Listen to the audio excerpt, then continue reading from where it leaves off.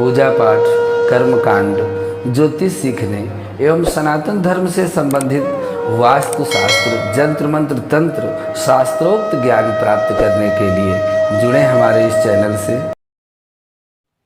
नमस्कार मित्रों, स्वागत है ज्योतिष शिक्षा के इस कार्यक्रम में। आज आपके लिए उत्तम जानकारी लेकर के आए हैं। यदि आपकी कुंडली में कोई भी दो ग्रह एक साथ स्थित हैं तो आपको निश्चित रूप से आपके मन में जिज्ञासा होती है कि इन संयुक्त ग्रहों का क्या फल होगा। एक एक ग्रह का फल तो आप पीछे भागों में सुन चुके हैं, लेकिन दो ग्रह संयुक्त हों उनका क्या फल होता है, आज जानकारी लेकर आए हैं। आप अपनी कुंडली को अपने सामने रख सकते हैं और रख करके आप देखें कि हमारे कुंडली में कहाँ पर दो ग्रह एक साथ बैठे हैं। यदि सूर्य और बुध दोनों एक साथ कहीं भी बैठे हैं तो इसको बुधादित्य योग कहते हैं। विद्या और बुद्धि देने वाला यह योग है, सरकारी नौकरी देने वाला यह योग है और ज्योतिष अपने प्रयास से यह धनवान बनाने वाला भी प्रयोग है। बचपन में थोड़ा संघर्ष और कष्ट जरूर रहता है, लेकिन यदि सूर्य और बुध दोनों संयुक्त रूप से त्रिकोण में बैठे हों, केंद्र में बैठे हों तो उत्तम फल देंगे। और यदि कहीं चौथे, आठवें, 12वें में बैठे हैं तो बिल्कुल नकारात्मक फल देंगे। और यदि तीसरे, 11वें और 6वें बैठे हैं तो मध्यम फल देंगे। इस तरह से इसके फल में न्यूनता अधिकता हो सकती है बैठने के भाव पर और सबल और निर्बल होने पर। इसी तरह से यदि सूर्य और शुक्र दोनों एक साथ कहीं भी कुंडली में स्थित हों तो मनुष्य को कला संबंधी ज्ञान होगा, साहित्य का ज्ञान होगा और यांत्रिक कलाओं का बोध होगा, क्रोध भी होगा, प्रेम संबंध अच्छे से करना जानेगा और गृहस्थ से बुरा परिणाम आ सकता है। बुरे गृहस्थ का बुरा परिणाम संतान देरी से हो सकती है, तपेदिक की बीमारी हो सकती है और यह आपके पिताजी के लिए अशुभ हो सकता है। इसी तरह से सूर्य और गुरु यदि एक साथ कहीं भी स्थित हों तो मान मर्यादा की श्रेष्ठता होती है, उच्च पद की प्राप्ति होती है, यश में वृद्धि होती है और स्वयं की मेहनत से ही सफलता प्राप्त होती है। ये गुरु और सूर्य के संयुक्त रूप से होने पर यदि यह केंद्र और त्रिकोण में योग बनता है तो यह राजयोग कारक है, लेकिन अन्य भाव में यह बनने पर स्थान की कमजोरी के कारण इसका फल भी थोड़ा से कम हो जाता है। इसी तरह से यदि सूर्य और मंगल एक साथ बैठे हों तो मनुष्य अत्यंत साहसी होता है और अग्नि से संबंधित कार्यों में सफलता मिलती है। सर्जन होना, डॉक्टर होना, अधिकारी होना, यह चीजें पाई जाती हैं।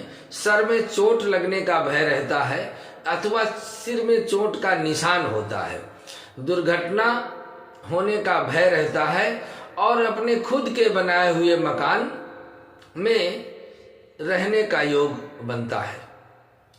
इसी तरह से यदि सूर्य और चंद्रमा दोनों एक साथ हो जाएं तो इसको भी अमावस्या जनित दोष कहते हैं। फिर भी इस नक्षत्र, इस संयुक्त ग्रह के फल से राजकीय ठाठ बाट रहता है, मनुष्य का अधिकार प्राप्त होता है, उत्तम पद प्राप्त होता है, राजयोग कारक होता है, डॉक्टर हो सकता है और 2 विवाह होने का योग पाया जाता है। गृहस्थ जीवन बहुत कमजोर और हल्का होता है, स्त्रियों के द्वारा विरोध का भाजन होना पड़ता है, लेकिन बुढ़ापा बड़ा उत्तम बीतता है। यह सूर्य और चंद्र के संयुक्त योग से होता है। अमावस्या के आसपास जिनका जन्म होता है उनको यह योग पाया जाता है और इस योग की एक शांति भी होती है जिसको अमावस्या की शांति कहते हैं।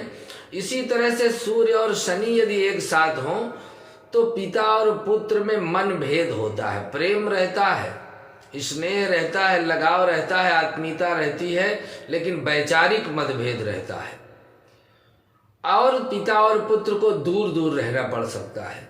युवावस्था में संकट आते हैं, राज दरबार पर बुरा असर पड़ता है, स्वास्थ्य कमजोर रहता है और पिता की मृत्यु और गरीबी, घरेलू अशांति और पत्नी के स्वास्थ्य का कमजोर होना, ये चीजें सूर्य और शनि के संयुक्त रूप में रहने से पाई जाती हैं। अब स्थान बल से यह प्रभाव कम हो सकता है या अधिक भी हो सकता है। इसी तरह से सूर्य और राहु यदि एक स्थान में बैठ जाएं तो संयुक्त रूप से होने पर इसको पितृ दोष कहते हैं। सरकारी नौकरी में परेशानी, योग्यता होने के बाद भी नौकरी में विलंब, चमड़े के संबंधित दाग, खर्चे अधिक होते हैं, घरेलू अशांति रहती है, परिवार की बदनामी का डर सताता रहता है, ससुर की धन की स्थिति अत्यंत कमजोर होती है क्योंकि सूर्य ग्रहण में चले जाते हैं राहु के साथ, इसलिए ससुर के धन की स्थिति का निर्बल होना और सरकारी नौकरी में बाधा होना और पितरों का असंतुष्ट होना पाया जाता है। इस तरह से यह सूर्य राहु का जो पितृ दोष है, ग्रहण दोष है, यह अत्यंत हानिकारक होता है और इसकी शांति के लिए हमको त्रिपिंडी श्राद्ध कराना होता है। इसी तरह से यदि सूर्य और केतु एक साथ हों तो सरकारी काम अथवा सरकारी नौकरी में उतार चढ़ाव बहुत होता है, बहुत ही परेशानी भरा जीवन रहता है और संतान का जो रिजल्ट है वह बुरा फल मिलता है। इस तरह से यदि चंद्रमा और मंगल एक साथ हों तो मन की स्थिति डामाडोल होती है, दुर्घटना होने का डर रहता है, साहसिक कार्यों से धन लाभ होता है, उत्तम धन योग का कारण बनता है क्योंकि चंद्र मंगल योग महाधनी योग बनाता है।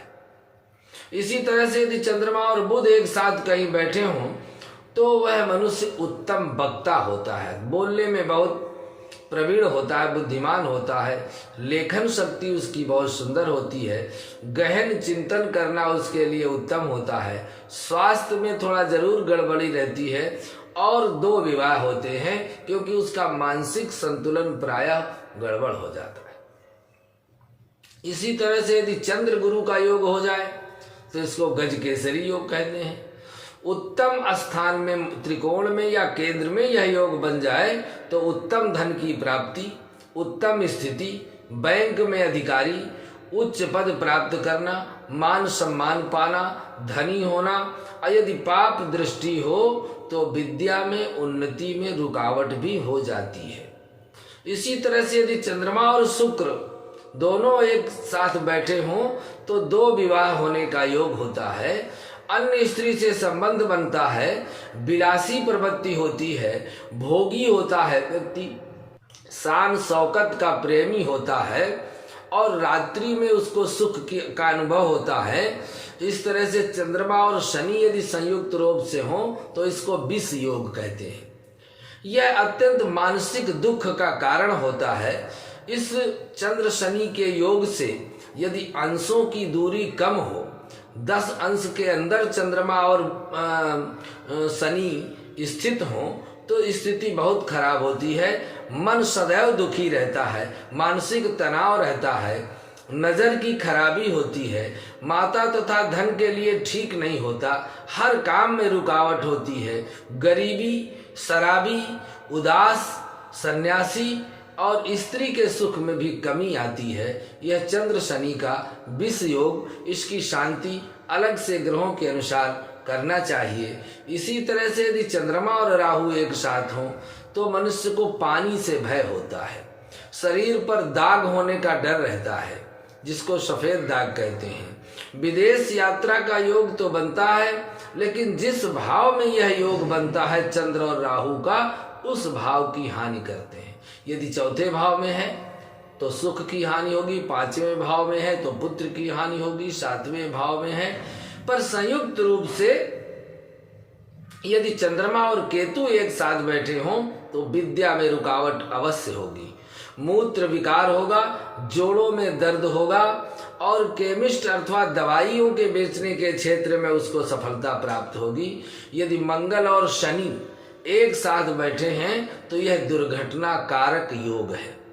इंजीनियर, डॉक्टर बनाता है पर भाइयों से अनबन करता है। धन संग्रह में अत्यंत रुकावट होती है। त्वचा में खून की कमी से विकार पैदा होता है। साहसिक कार्यों में सफलता मिलती है। धन दौलत चोरी होने का डर रहता है और ड्राइवर आदि के कार्य भी वह कर सकता है अथवा सरकारी अधिकारी हो सकता है। डाकुओं से भय होता है। ऐसे मंगल शनि का योग डॉक्टर भी बनाता है और डाकू भी बनाता है। बैठने का भाव कहाँ पर स्थित है? यदि मंगल और शनि का योग छठवें भाव में बैठ जाए तो कुख्यात भी बनाता है, और यही चंद्र का मंगल और शनि का योग दसम भाव में हो जाए तो मनुष्य को विख्यात भी बनाता है। इस तरह से मंगल और गुरु यदि एक साथ बैठे हों तो गणितज्ञ होता है, विद्वान होता है, ज्योतिषी होता है, खगोल शास्त्री होता है, लेकिन उसको पीलिया होने का डर रहता है। धनवान होता है, समाज में अगुआ होता है और समाज का नेतृत्व भी करता है, क्योंकि मंगल नेता ग्रह है और गुरु के साथ बैठ जाए तो समाज का मार्गदर्शन करना शुभ है। इसी तरह से मंगल और शुक्र यदि दोनों एक साथ बैठ जाएं तो वह व्यापार में बहुत कुशल होता है। व्यक्ति धातुओं का शोधक होता है, विमान का चालक हो सकता है, साहसी बहुत होता है, राष्ट्रीय और अंतरराष्ट्रीय व्यापार कर सकता है, ऑटोमोबाइल के क्षेत्र में काम कर सकता है, कार फर्नीचर के क्षेत्र में काम करता है, लेकिन पत्नी का स्वास्थ्य कमजोर होता है, दाम्पत्य जीवन कमजोर होता है, चरित्र का कमजोर होता है। इस तरह से मंगल और राहु यदि एक साथ बैठ जाएं तो वह व्यक्ति कम बोलने वाला होता है। कम बोले तब अच्छा है। उत्साही बहुत होता है, चुस्त होता है, बहुत झगड़ा फसाद करने वाला होता है, दिमाग से भी तेज होता है, शाही सवारी पर चलने वाला अधिकारी होता है, पर रसोई में उसको होशियार रहना चाहिए, क्योंकि मंगल राहु का अंगारक योग होता है। यह अंगारक योग अपने जीवन के लिए अत्यंत ही खराब होता है, और अंगारक योग में यदि उत्पन्न कोई लड़का या लड़की है तो निश्चित रूप से जहाँ बैठेंगे, जहाँ रहेंगे, वहाँ कोई न कोई विवाद जरूर पैदा करेंगे। इसी तरह से मंगल और केतु यदि एक साथ हों तो संतान का फल शुभ हो जाता है, पुत्र साहसी होता है, तपेदिक की बीमारी हो सकती है, चमड़ी तथा पैरों में रोग हो सकता है, जोड़ों में सूजन हो सकती है। और ऐसे जो मंगल केतु के योग वाले लोग होते हैं, यदि यह योग लग्नेश से षष्ठेश का संबंध बना ले तो मनुष्य आत्महत्या करने की सोचता है।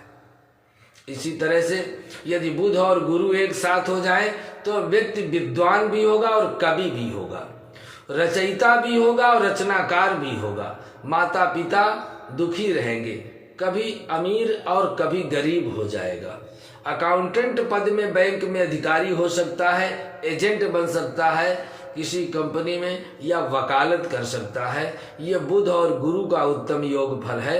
यदि बुध और शुक्र एक साथ हो जाएं तो अर्ध सरकारी नौकरी प्राप्त होती है। सरकारी नौकरी भी प्राप्त होती है पर अर्ध सरकारी का योग बनता है। घरेलू सुख में कमी आती है, कला कौशल में उत्तम होता है, शिल्प कला में प्रवीण होता है, तेल मिट्टी आदि के व्यापार को कर सकता है। प्रेम संबंध खराब हो जाते हैं, मशीनरी कार्यों में भी सफलता मिलती है, और ऐसे लोगों को नीलामी कराने वाला क्लर्क जैसा पोस्ट पद प्राप्त होता है। यदि बुध और शनि एक साथ बैठ जाए तो व्यक्ति सबसे कम बोलने वाला होता है। कुछ लोगों को देखेंगे बिल्कुल बोलते ही नहीं, केवल सुनते रहते हैं, अर्थात उनका शनि और बुध एक साथ है। कम बोलने वाला, गंभीर स्वभाव, बीमा के क्षेत्र में व्यवसाय करता है परंतु शराबी होता है, स्त्रियों का मिलनसार होता है पर पिता के लिए बुराई का कारण बनता है। इस तरह से बुध और राहु यदि एक साथ हो जाएं तो मनुष्य पागल खाने में रहने वाला होता है, या जेल में रहने वाला होता है, या अस्पताल में काम करने वाला होता है, जानवरों का शिकारी होता है, दिमाग में विकार रहता है सदैव, मानसिक तनाव होता है, और बहुत अच्छे अच्छे जंगली जीवों का शिकार करने में माहिर होता है। राहु और बुध के योग से यदि शुभ स्थान में यह योग हो तो मनुष्य पागल खाने में नौकरी करेगा। लेकिन यदि वह बुध राहु का योग लगने से लेकर 6वें 8वें भाव से संबंध बनाए तो स्वयं पागल खाने में रहने लायक हो जाता है, अर्थात आधा पागल होता है।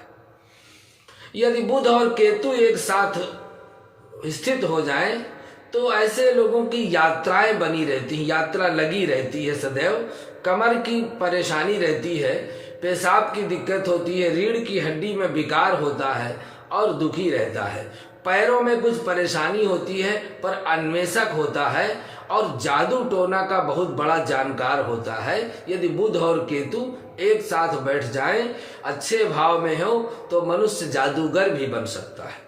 इसी तरह से गुरु और शुक्र यदि एक साथ हो तो व्यक्ति सुखी, बलवान, चतुर, नीतिवान और पत्नी या पिता का सहायक होता है, पर घरेलू अशांति से प्रभावित रहता है, चरित्र कमजोर रहता है और यह ज्ञान देने का अध्यापक या अध्यापिका बनने का योग बनाता है। इस तरह से गुरु शनि यदि एक साथ कुंडली में हो जाएं तो कार्यों में निपुण होगा, धनी होगा, तेजस्वी होगा, विद्या में रुकावट आएगी, पत्नी तथा पिता के लिए अशुभ है, बीमारियों के लिए योग है और चिंतन शक्ति उसकी अत्यंत उत्तम होती है, क्योंकि गुरु ज्ञान के कारक हैं, शनि न्याय के देवता हैं। जब दोनों एक साथ स्थित होते हैं तो मनुष्य धार्मिक होता है, न्यायप्रिय होता है, निपुण होता है, तेजस्वी होता है, पर उसके विद्या अध्ययन में रुकावट आती है। यदि गुरु और राहु एक साथ हो जाएं तो मनुष्य के कुंडली में चंडाल योग बन जाता है, विद्या में रुकावट और पिता के लिए अत्यंत खराब योग होता है। गुरु केतु एक साथ हो जाएं तो विद्या के लिए उत्तम है, पर शत्रुओं से परेशान रहेगा, पिता पुत्र में सदैव अनबन रहेगी, परंतु वह व्यक्ति सदैव कुछ न कुछ खोज करता रहता, अन्वेषण प्रवृत्ति का होता है।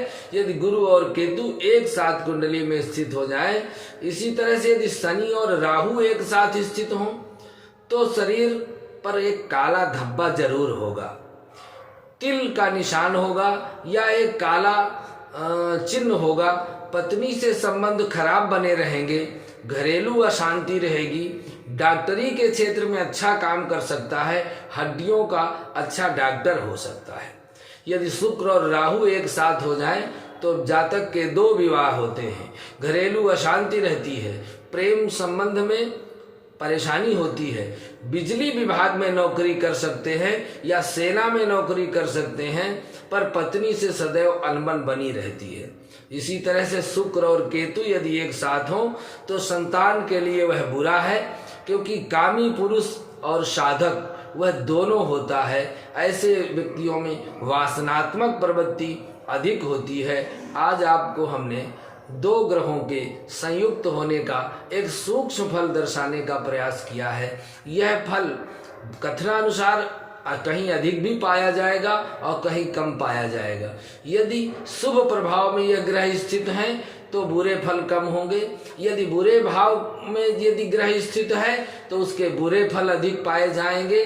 मिलेंगे यही फल जो दिए गए हैं, बस न्यूनता और अधिकता हो सकती है। आज के लिए बस इतना ही। अगले भाग में पुनः आपके लिए एक महत्वपूर्ण जानकारी लेकर उपस्थित होते हैं। नमस्कार।